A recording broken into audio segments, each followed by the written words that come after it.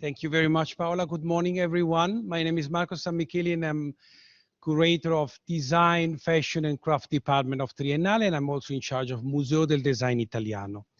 By the way, when this university was founded, Giuseppe Pagano designed a wonderful chair for the students, and today I see that you have another kind of chair, which is by Martin van Severen, and is a Swiss-German chair, and I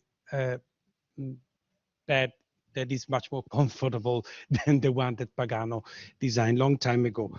But this is also like an unofficial request to Bocconi to donate the Pagano chair to our collection, since we don't have this item in our properties. Anyway, yeah, subliminal message. The reason why I'm here, I assume it's because Triennale lives in a constant mood of festivals, in the sense that there are so many things going on.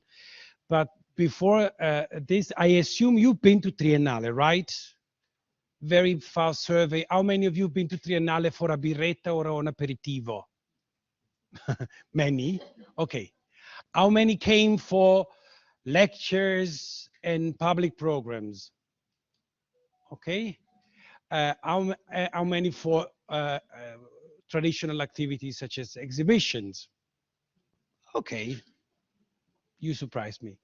I want the brave ones who never came to Triennale. Come on, brave. Why? It's too far, it's too expensive, the program is not interesting, because these are many elements that can, you know. You didn't mention the theater. The theater, yes, of course, yeah. Who came to the theater? Oh, that's precious. Yeah, that's very important to say, because, you know, it's a very complicated engine, Triennale, and it is a platform for many, many activities. And nowadays, when we look at museums, we are used to see that these museums offer a lot of services: bookstores, exhibition spaces, restaurants, theaters. But Triennale actually embodies this since 1933. So we are also very close to an important birthday. Next year, Triennale is turning 1 century, because we were born in Monza as Biennial of Decorative Arts, and the building Palazzo dell'Arte, which is in Viale Alemagna number 6, next to the metro station of Cadorna,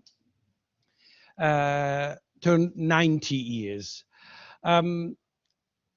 We are a very special entity, and since these classes in English, I assume that many of you are coming from different countries. And we have a status which is very peculiar. We are part of the BIE, Bureau International des Expositions. It's a parliament of 119 sovereign countries in Paris, which decides every 5 or 3 years international expos. You know, the expo in Dubai, the expo in Shanghai, the recent expo in 2015 in Milano was actually decided by this organization. Among these sovereign countries, there's Triennale. Like a beautiful Cinderella, we are the only cultural institution which have honors and duties of a sovereign country. And that's why when we do the Triennale, we have this beautiful gallery of flags raising up on our facade.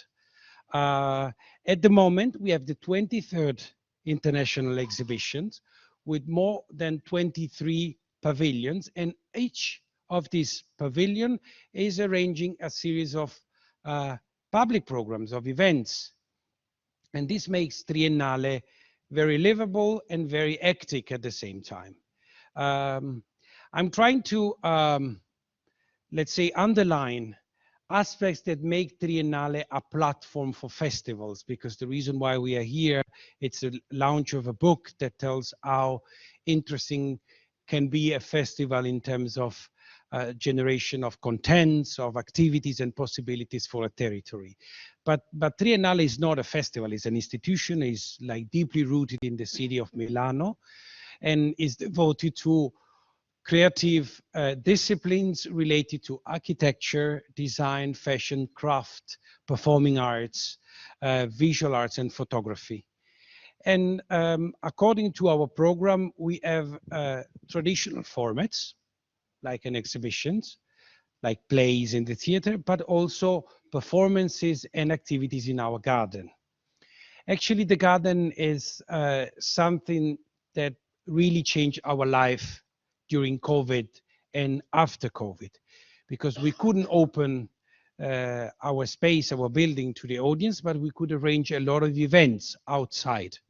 And this made the audience very comfortable, because in the place where you can usually go for an exhibition, watch a movie, or attend an event, you could also grab a glass of wine, enjoy a beer, sit down in a sculpture garden, and also remember that next to it there's a building with a program. Uh, so the juxtaposition of something that had always been there, but us as curator, we never really stressed the possibility to use the garden as an opportunity, made the difference.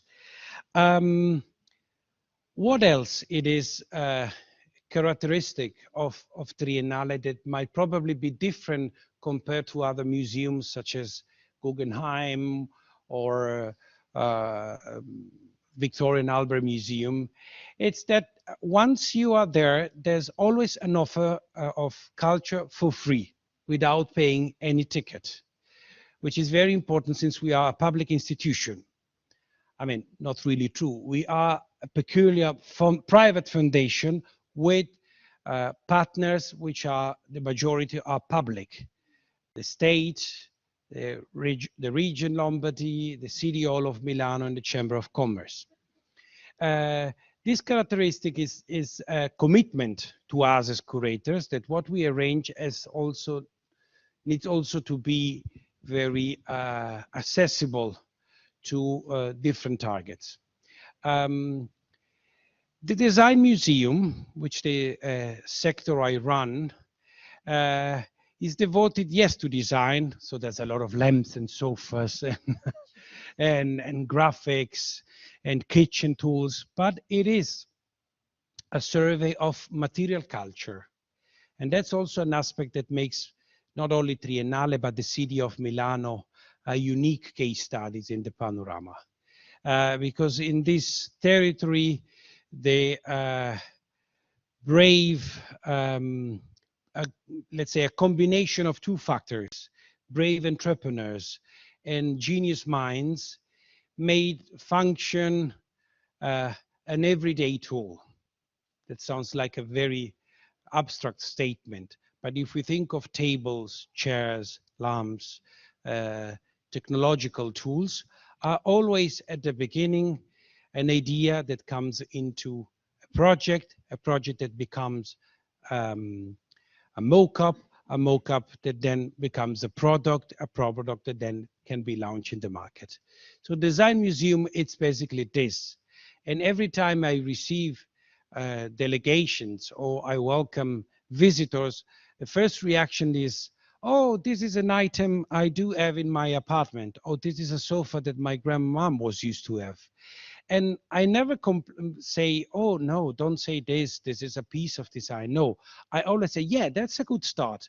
Because when you belong, or when you own something and you feel that you belong to that imaginary, to that, let's say, a catalog of objects, you start to have a relationship with this item, and then this item can have romantically a soul, because it's not only responding to a function, but it would also give a consolation power, because we definitely get relaxed out of sitting or comfort on a chair, but also this chair brings back memories or good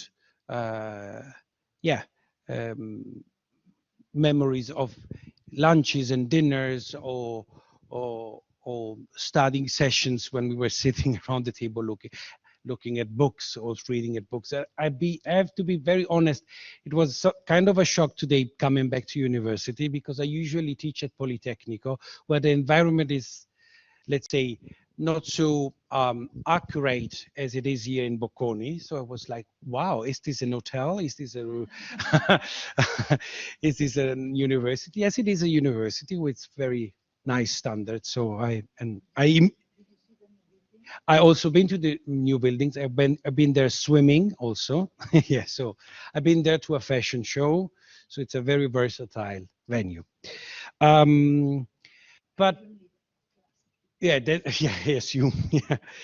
And so I'm ending my mm, um, intervention just to say that I really would love to have you in Triennale, not just to offer you a glass of wine or a glass of beer, but also to remember that an institution is not just there for a weekend, or it's not just there for presenting an exhibition. It is a place where you can immediately connect with the contemporary times. You can immediately enjoy and experience something that your mates, your colleagues, or people that they belong to other generation are developing in the creative arts, and they are there to present their researches.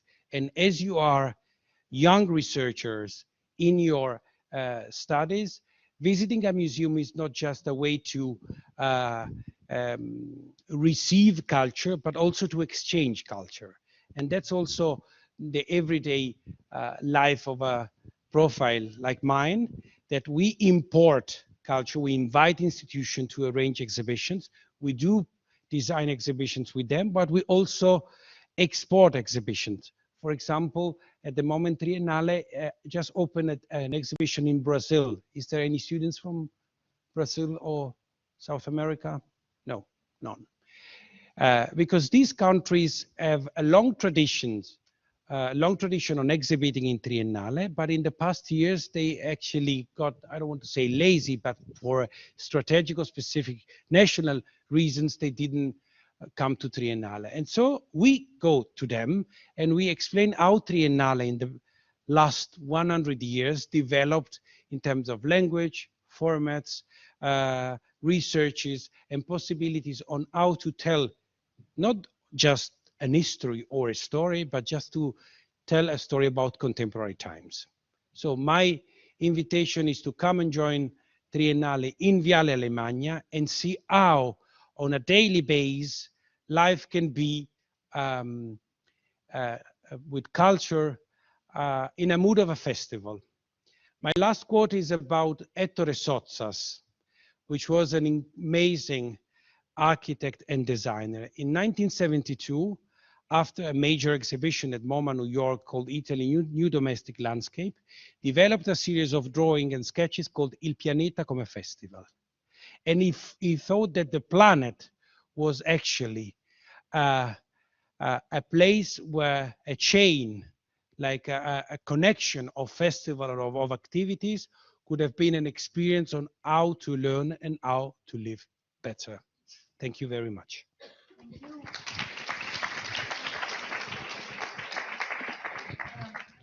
If it is okay for you, I would probably let the floor to Giulia and then Oliviero, and then if we have some question, we could welcome all of them at the end of the blah blah. You talk and I draw. No, ti prego. Can I draw? Allora, tu vuoi la tua presentazione? Yes. Ok.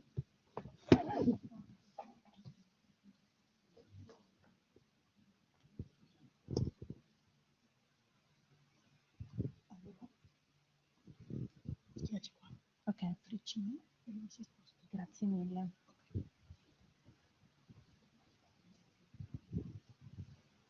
Okay. Good morning, everyone. I'm Giulia Alonzo, and I am Oliviero Ponte di Pino. Yes, you draw. okay. Okay. In 2016, we were in a tavern in Milano, and we draw a map of Italy on our placemats, and putting down all the festivals and all the cultural events in which we had to. In which we had to. I have no comments. So. And then we put this map on the social networks, and in very few days we had a lot of shared, and then we thought to give a structure to this idea. And in the February 2017, we launched the website Trova Festival, where we began to map all the Italian cultural festivals. And from a festival, and we launched the website from Sanremo, from the 2017 edition of Sanremo, with a journalist. And we had mapped like 100 festivals, just 100. But after few years, in December, 2 years ago, in December 2020, we had a new website in which we have mapped more than 1,100 festivals, divided in 5 sectors: theater, music, books, cinema, and visual arts. But there are also the other categories now on the website. We don't organize festivals or cultural events. We studied them. So we want to try to understand what happens behind the festivals, behind the cultural events. And so the first challenge for us was to try to define the word festival. And we started from the observation in the field. In a sociological methodology, it's called grounded theory methodology.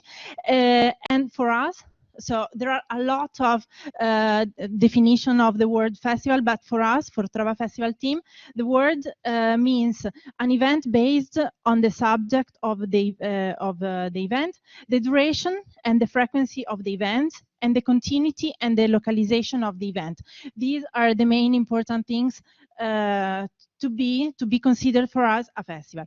In 2019, we launched the first Trova Festival survey. So we started also to do some surveys on a national scale to understand the relationship between festivals and territories, and the territories in which festivals take place. And the survey was completed by 104 festivals. And last year, we launched our second survey, in which we wanted to try to understand what was the effect of the pandemic on the organization of cultural events and festivals. And at the end of the presentation, I will try to give you some response of this survey. Other things that we do is the communication and consultancy for festivals and cultural events. And so if you need help, you can reach us. And another thing that we do is Trova Festival Day. Last year we have done the first edition, and this is an appointment entirely devoted to the world of festivals, to give a new perspective to the cultural events of tomorrow, starting from the good practice of the festival of today. Last year there were 3 themes: territories, young people, and green. This year the event will be the 1st December. Not in Raffles, I'm sorry, but from yesterday we have changed the location. In the Trova Festival Day will be in Acquario, in the Acquario Civico. Have you ever been there? No? So it could be the occasion to come and see all the fish that we have in Milano. And the edition will be focused on the relationship among culture and green. And it is organized in collaboration with BBS Lombard that we have. Okay. Okay. And the last thing that we have done is In Giro per Festival, the book that you can see here. Yes. Yeah. 1 year ago, Altra Economia, the publisher, asked us to write a guidebook. So it's not a novel or a narrative book, but it's a guidebook to rediscover Italy after the pandemic, and its heritage and its territory, starting from cultural events. So a new way to discover Italy. And so we were very happy about that, but after the first moment of euphoria, yes, we had a very hard moment to try to understand of which festival we had to speak about. And we have selected just 100 main festivals, and also we have put down almost 20 possible tours to rediscover Italy and to discover festivals through the theme and through the sectors. So there are things. The main thing was to try to understand how to select these 100 festivals, and we don't select just the biggest one, the bigger one, but we have tried to put down a panoply of the vivacity of the Italian festival proposal. So not the most important, but trying to redesign the geographical distribution of the festivals in Italy. So, for example, Lombardy, the region Lombardy, has the highest number of festivals, and so in the book, in the guide, there are a lot of festivals of Lombardy, but we have tried to represent all the regions in Italy and all the sectors. So you can find festivals of photography, of art, of cinema, of books, of everything. And we use also these examples to speak about the policy and the general situation of the festival. For example, when we speak about street art festival, we speak also about the story and the history behind this kind of events. To complete these main sheets of the 100 festivals, there are advices to discover the territory that we have written with Altra Economia, and so there are suggestions of restaurants, of hotels, and museums to visit when you are in the festivals, and also the 20 collateral tours are example to explore the territory in an alternative way. And also you can find a deep immersion in some cities, because we have seen during our analysis that the city has a very have the possibility to explore better the world of festivals. So for Milano, Torino, Bologna, and Rome, there are and Rome, yes. Yes, very good, thank you. There are focus on festivals and the festival systems of the different cities, trying to explain in which way every city works. For example, in Milano, we speak about the system Yes Milano, that you don't know. Okay, they know. Okay. But this guide was written after the pandemic, so there was a bit difficult for us to try to understand what to represent and in which way, because we have seen that there's been a lot of cancelled festivals, and after I can leave you the slides if you want. Cancelled festival, confirmed festival, and in the book there are only festivals that have confirmed their edition of 2022. And also there are festivals that have moved their period of exhibition. For example, before the pandemic, there were a lot of festivals during the springtime, but after the pandemic, a lot of festivals have moved their edition in the autumn or in the autumn time. This is a slide in which I'll show you the period in which the festival takes place. And another very interesting situation was the online festivals. I just tell you that in 2019, no one of the festival that we have mapped had taken place entirely online. But in 2020, 117 festivals were held entirely in streaming, but in 2021 just 24. So it's been a very topic situation. Yes, due only because of the COVID time.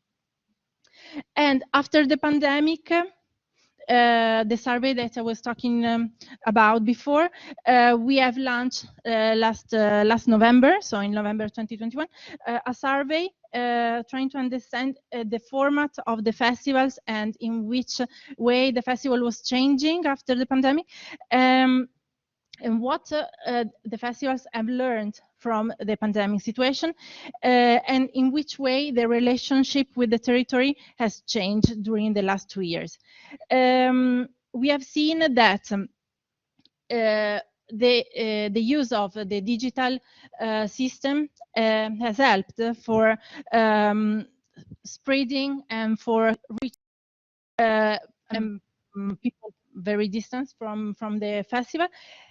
But everyone, not everyone, but more than 80% in 2021, in the edition of 2021, has decided to come back to live event. And but there are also some percentage of festivals that have decided to take the streaming or the hybrid system of the festival.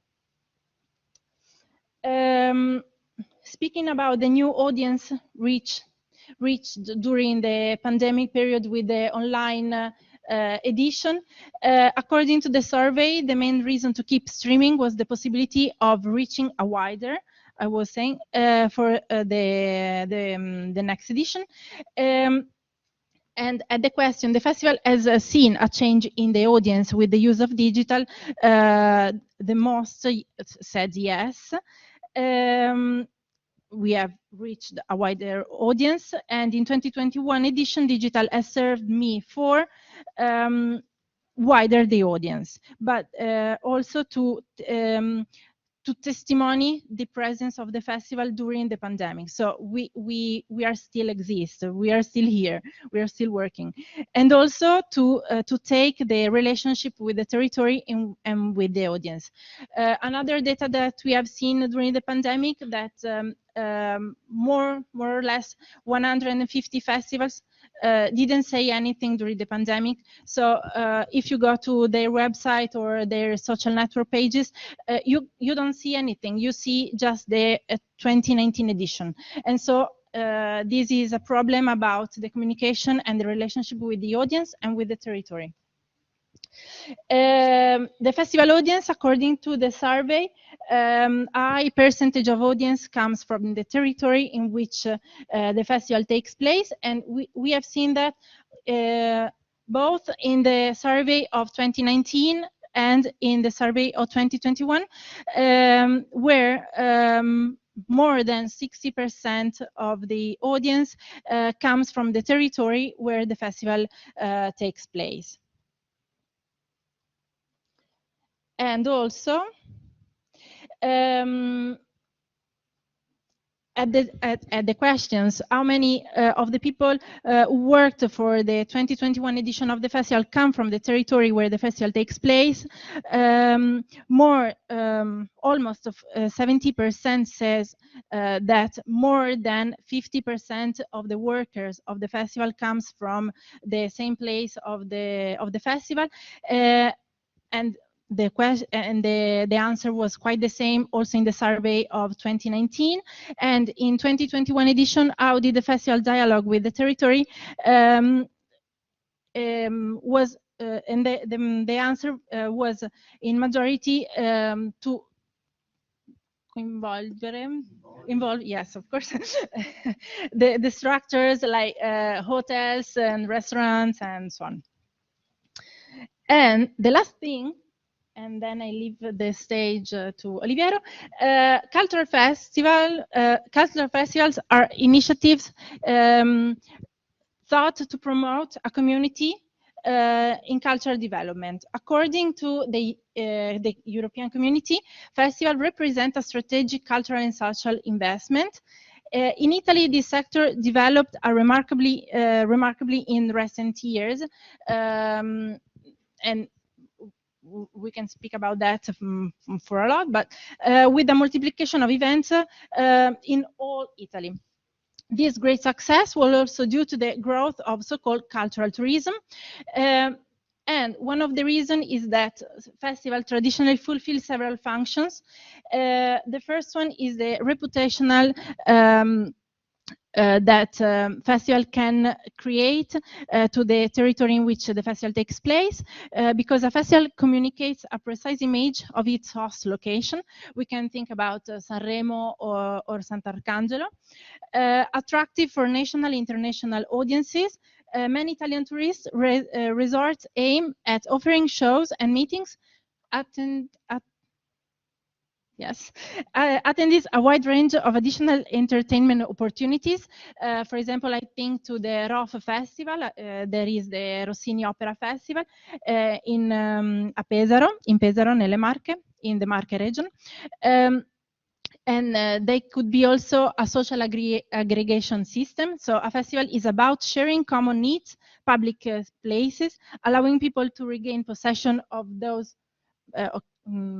those public spaces and participate in rituals that distract them from their usual daily life.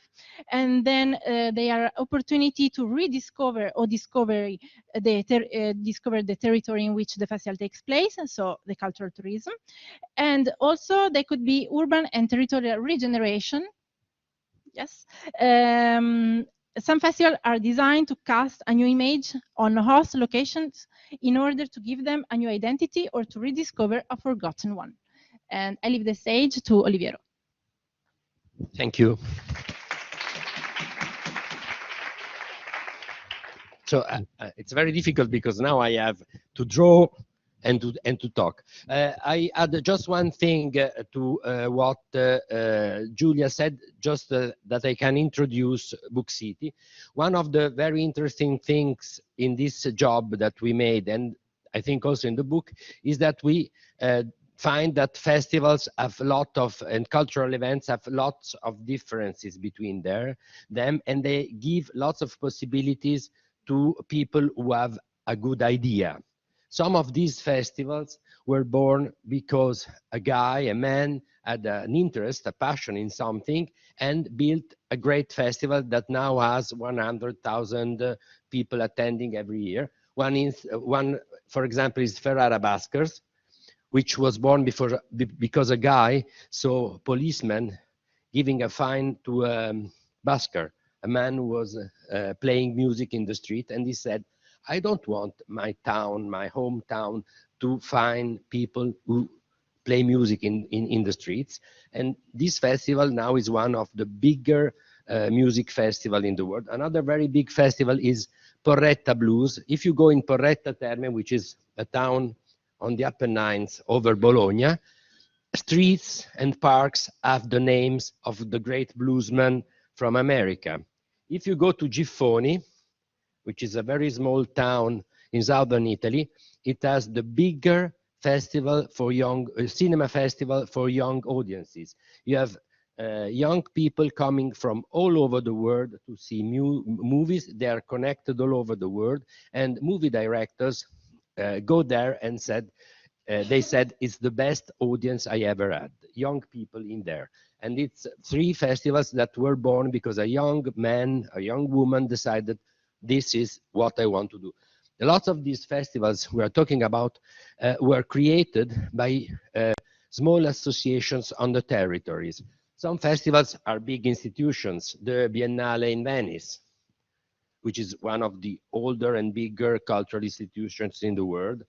Siracusa in the ancient Greek theater. If you someone of you went to see Greek tragedies in Siracusa, it's an emotion. And then you have lots and lots of smaller festivals which are very interesting for the formulas they use. There is a small town in Tuscany which is called Montichiello, and it's a small village, and people in the hills not far from Pienza, and people went away. Lots of hamlets all over the Apennines and the Alps are abandoned. Young people mainly go away. So what did they do? They began doing more than 50 years ago, every year a theater representation about the story of their village, the story of the place.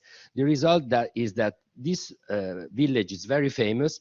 They do every year a new show, and every year the story of the village goes on. And they built a restaurant which makes the best peach all'aglione in the world. So if you've never been there, go there for the peachy. And all the village is a kind of bed and breakfast, and they use the money they do with the show and with the restaurant for social services in the village. There's another very small town, they say we're the smallest town in the world, which is called Topolò, and it's a very small village near the border with Slovenia. And during the summer, they call artists in residence, and all the village becomes a work of art because of the work of these people. Another place I like to go is Albenga, which is not far from Sanremo, and they do a festival, come si dice le serre? Where Albenga is famous because they do aromatic herbs and flowers. And the festival is held in greenhouses. You buy the ticket, you go there, and you have a first performance or a presentation of a book or something at 6 o'clock, after 6. Then you have dinner, and you eat products of the territory. Then you have a theater show, and then you have 1 or 2 theater shows, and then you have DJ sets going on all over the night. So, so it's a way to give strength to the territory. And I have lots of other examples, but these are just some of the ideas that you can find going around festivals and reading our book.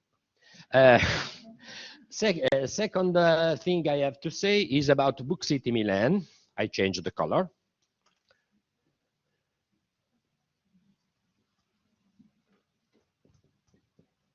Bookcity Milan is a festival that began in 2012, and it's 11th edition this year.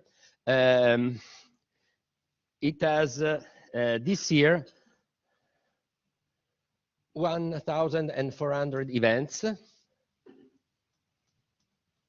in around 300 locations all around Milano. We have 3,000 people speaking, which means the authors, the people who talk with them, actors, musicians, doing Bookcity, and so on. And 400 volunteers that help us in doing the event. It's 4 days. It began yesterday, but just the opening event, and now we have the other events are today, tomorrow, Saturday, and Sunday, and it's all over town. So it's a peculiar festival. You've heard Marco. Marco is a curator. He's a very good curator. And so what does he do in his job? He chooses. He says, oh, in the design museum, I want to put this chair because it's very beautiful. I don't want to put that chair because it's very ugly, or vice versa. He wants this one and not that one. That's what curators do. They choose. They decide that one item, a show, a movie, can get in the program of the festival, or it can be excluded. Some curators have also money, so they can decide they can produce theater shows or so on. I do the program of Bookcity Milan with Elena Puccinelli, and we have €0 to produce events. What do? We try to be inclusive. So Bookcity goes like that. In February, March, I say March, we do a call to the city and to whoever wants, asking if you have an event you want us to host in Bookcity. This we do in March, and we have 2 types of event. One kind of event as a location,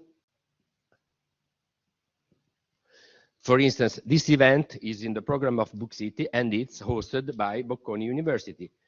Other events need a location, a place they don't have it. So what Elena and I do is to find them a place for these events. So the call is for events and for locations. We have some locations that come from the town of Milan. Every museum as a whole where you can have events taking place, but lots of venues are private. Some of as this university, but also commercial venues as bars, hotels, and so on. So these people give us for free a place where we can have an event with a microphone, sometimes more things that we can use. Sometimes we also have a piano. What we do is to use these locations, every location as a theme. For instance, the Museo del Risorgimento or Casa della Memoria, which have, we put in their history events or things like that, because we think that people who go in these venues may be interested in books talking about that. We have lots of events on music. This year we have music events in two venues in Milan. One is Auditorium Cerri, where Orietta Berti will be on Sunday morning, and lots of other musicians go there. And Mare Culturale Urbano. Some of you went to Mare Culturale Urbano? Okay, it's a very nice place, and there's music in there. We have a piano both at Auditorium Cerri and at Mare Culturale Urbano. We have lots of events about books, because one of the reasons Bookcity was born is to let the city know how many people work in publishing, how books are important, and so on. So we have themes. This year we have lots of events on the Ukraine situation, on the Ukraine war. Some of them are at the ISPI, the Institute for Foreign Policy. Some of them are at PIME, which is the missionary center in Milan. One interesting thing that happen every year is that we get lots of proposals about everything, 1,400 events, but every year there are events on things we don't expect. This year, for instance, we have lots of events about the sea, the situation of the oceans, and we put them, of course, at the aquarium. We have every year lots of events on environment, on mountain, and so on, and this is at the Museo di Storia Naturale in Corso Venezia. This year we have lots of events on Falcone and Borsellino, who were killed 30 years ago with their escort in Palermo. And the idea that these books have is not just to say, oh, these great people, these great men, but also what can we do now in the war against mafia and so on. Lots of events on rights, on women empowerment, especially at Fondazione Feltrinelli or at Lewis Hub. So we have lots and lots of events on different subjects, and of course, current affairs, science, philosophy, and so on, but also novels, lots of novels and lots of people who tell us not how the world is or how the world should be, but how we can imagine the world. And we have lots of foreign authors who come this year, because in the last 2 years, because of the pandemic, in 2020, we had an online edition because the restrictions came. Last year, it was quite difficult to travel. This year, we have lots of writers coming from all over the world, mainly at the Castello Sforzesco, which is our nice place for foreign authors.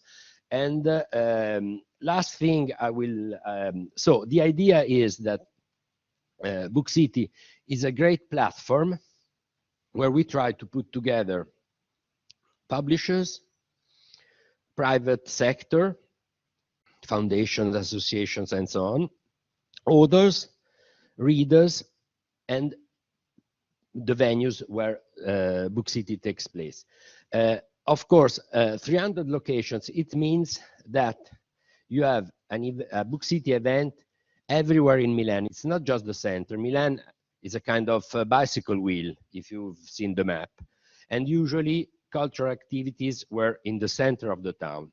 We began first edition in 2012, and it was 110 events. And from the first edition, it was all around town. This is the same thing that happens with festivals. We have festivals everywhere in Italy. And what we try to do is to work with the people who live in the different neighborhoods. It's not that we have the extraordinary poet and singer Giulia, and okay, Giulia, you go to Quartoggiaro and you make your act. But we try to have events that are needed by the people who live in these different neighborhoods. So we work with the associations that work in the different parts of the town, and locations that work and are in different parts of town. Last thing which is interesting in the Bookcity model is the partnership between the public and the private sector. Bookcity was born because in 2012 we knew lots of things. First of all, that Milan is the capital of Italian publishing, because the big editorial groups are here. All of the big publishing houses are based in Milano. So lots of people work in publishing. We have different masters in publishing in different universities and so on. We have a good library and bookstore system and so on. But there were no important festivals of books. We have in Torino il Salone del Libro. You had in Mantua Festival Letteratura, which is very important, very successful. You had Pordenone Legge in Friuli, which is another big literary festival. In Milan, we had smaller events on books. So the idea was we need to have a big event on books. That was what the publishers were asking. It's quite difficult to take 400 publishers, which have a kind of strong ego, and decide something together. So we found a kind of a way to go around this thing, and it's the 4 editorial foundations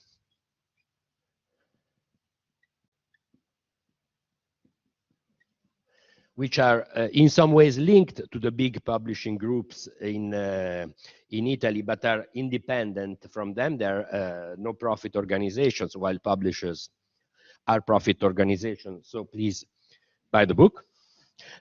And the city of Milan that work together. And if you see this, you have lots of public sector entities involved, lots of the locations and so on. You have the private sector, publishing houses and so on. You have the third sector, non-profit organization associations that decided to put together their product and to share it with Milan, with the town and so on. So also from this point of view, it's quite interesting as a model. The main idea is that we try to work on participation, on collaboration, and on networking between all these different stakeholders, in fact, of the project. There's a list of stakeholders which is very, very long.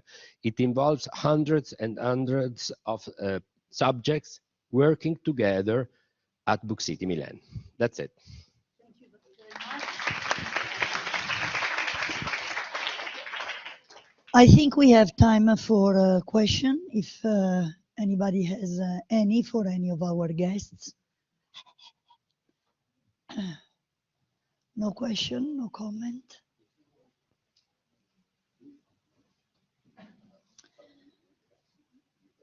If there are no questions, I have just a very quick comment I would like to stress before thanking our guests.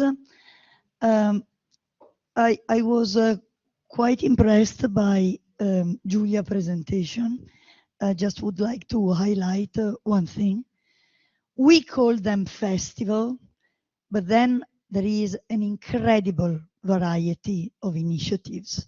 And if you think about it, the conditions for their economic viability is very different in the different cases that have been presented. This is the first message I wanted to think. The second thing is that it's quite amazing to see how so many festivals went online when there was the pandemic. Why? Well, first because they could not do otherwise, but also because it is extremely important to guarantee continuity. Because if you think about it, going online, if you are a festival, it's an oxymoron. Because the overall idea of festivals is that you want people to come to your place and you want to see them in their face. But yet they all went online. I mean, okay, some did not do it, but the vast majority went online. The other thing is that, okay, once you go online, and you can imagine how they went online, just, okay, because it's a different job to go online. Than we all remember how we did schooling online, right? Okay, we don't want to mention this. But we still all went, so many went. The other thing is that, okay, now you can go back in presence. What do you do? And so this idea of reaching out to new audiences is a big mantra. What does it mean to reach out to new audiences when you are literally a drop of dust in the desert? So this idea of being simultaneously able to work and leverage on the internet to be all over the places and reach out for more people, and then having an incredible level of specificity is something I would like you to think about. And then the other thing is that from a conceptual point of view, as it often happens in culture and we have experienced in our course, talking about a permanent organization and talking about a festival like an ephemeral initiative is conceptually a very different type of things. If you already think about the organization behind it, you can see that simultaneously you have to take care about something that goes on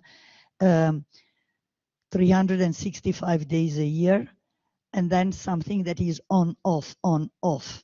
And then there is project management, project-based organization, and this is yet another thing. And so when we think about economic sustainability of the reality of cultural organizations, this idea of combining what is permanent, what is recurrent, what is ephemeral, and what takes place together is something that is worth thinking about. Stay tuned. I will see you next time. And thank you, Marco. Thank you, Giulia. And thank you, Oliviero.